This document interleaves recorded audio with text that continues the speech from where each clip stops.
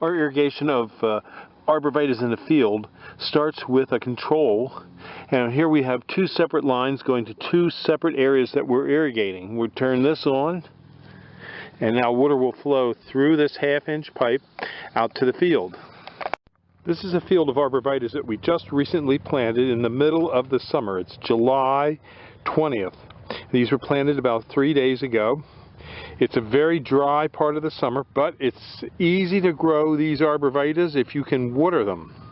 And as you can see, the drip tape is right in here.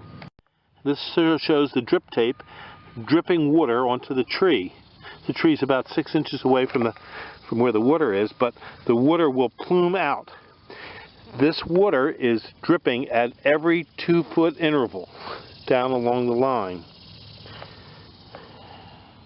It's a very efficient way to water a lot of trees because you're not wetting a lot of surface.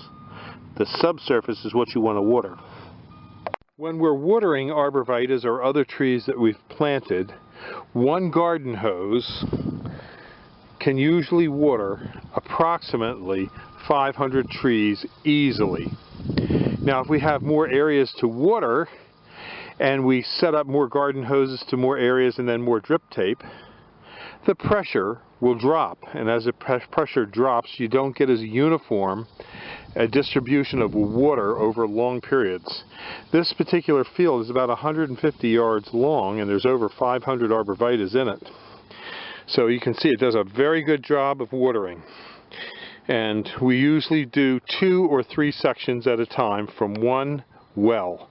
Our well is a good producing well, so we can let it run, but you have to make sure that your well has sufficient water before you start watering large numbers of trees. We usually let this drip tape work for about 8 hours. And in an 8-hour cycle, it'll wet all these trees and get the ground wet all the way up and down the rows. If we see places where the tape is broken, like over here you can see there's a small break, then we'll go back and we'll put a union in that spot and reconnect it.